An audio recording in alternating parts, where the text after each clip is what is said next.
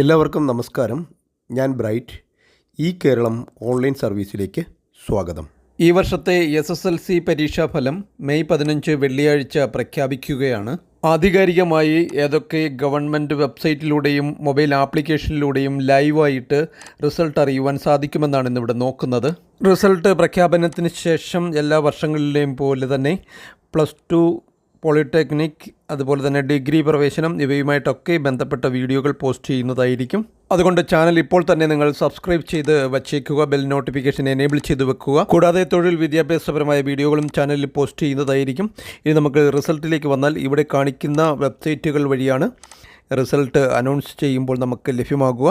ഈ വെബ്സൈറ്റുകളുടെയൊക്കെ ലിങ്ക് താഴെ ഡിസ്ക്രിപ്ഷനിലും ഫസ്റ്റ് കമൻറ്റിലുമായിട്ടൊക്കെ കൊടുത്തിരിക്കാം. അപ്പോൾ റിസൾട്ട് വരുമ്പോഴുള്ള തിരക്ക് ഒഴിവാക്കാനായിട്ട് ഇവയിലൊക്കെ മാറി മാറി നിങ്ങൾക്ക് കയറി പരിശോധിക്കുവാൻ സാധിക്കും. വെബ്സൈറ്റ് കൂടാതെ ഡിജി ലോക്കർ വഴിയും റിസൾട്ട് അറിയുവാൻ സാധിക്കും.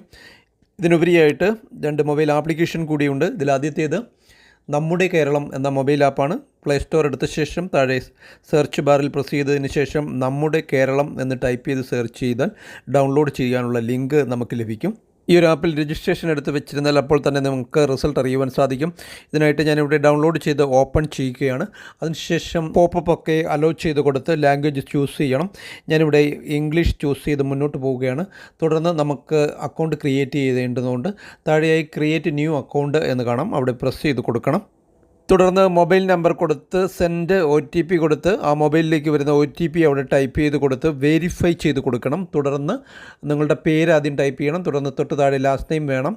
ഇനിഷ്യൽ കൊടുത്താൽ മതി. അതിനുശേഷം ഡേറ്റ് ഓഫ് ബർത്തും കൊടുത്ത് ജെൻഡറും കൊടുത്ത് സേവ് കൊടുക്കുകയാണ് വേണ്ടുന്നത്. Email ID കൊടുക്കണമെന്നില്ല.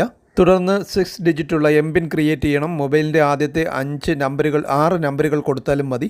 അതിനുശേഷം രജിസ്റ്റർ എന്നുള്ള ലിങ്കിൽ പ്രസ് ചെയ്ത് കഴിഞ്ഞാൽ നമ്മുടെ രജിസ്ട്രേഷൻ പൂർത്തിയാകുന്നതാണ്. ഇവിടെ നിങ്ങൾക്ക് റിസൾട്ട് അറിയുവാൻ സാധിക്കും. ഇനി ഈ ആപ്പ് ഓപ്പൺ ചെയ്ത് വരുമ്പോൾ തന്നെ ഇങ്ങനെ ഒരു പേജായിരിക്കും നമുക്ക് ലഭിക്കുക. വീണ്ടും രജിസ്റ്റർ ചെയ്യേണ്ട MPIN കൊടുക്കേണ്ട ആവശ്യം വരുന്നില്ല. ഈ ആപ്ലിക്കേഷൻ്റെയും ലിങ്ക് താഴെ ഡിസ്ക്രിപ്ഷനിൽ കൊടുത്തിരിക്കാം. അടുത്തത് സഫലം ആപ്പാണ്. സഫലം ആപ്പ് 2026 പ്ലേ സ്റ്റോറിൽ ടൈപ്പ് ചെയ്ത് സെർച്ച് ചെയ്താൽ നിങ്ങൾക്ക് ലിങ്ക് ലഭിക്കും. ഇവിടെ ഇത് രജിസ്റ്റർ ചെയ്യേണ്ട ആവശ്യമൊന്നുമില്ല. ഡൗൺലോഡ് ചെയ്ത് ഓപ്പൺ ചെയ്ത് നെക്സ്റ്റ് കൊടുത്ത് ഗെറ്റ് സ്റ്റാർട്ട് കൊടുത്ത് പോയാൽ മാത്രം മതി.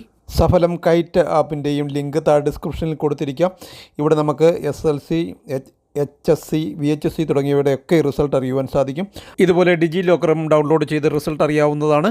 ഇതൊക്കെ പുതിയ തലമുറയ്ക്ക് അറിയാമെന്ന് എനിക്കറിയാം. അതുകൊണ്ട് ഞാൻ സമയം കളയുന്നില്ല. എല്ലാവർക്കും നല്ല വിജയം ആശംസിച്ചുകൊണ്ട് നിർത്തുന്നു. Thank you for watching video.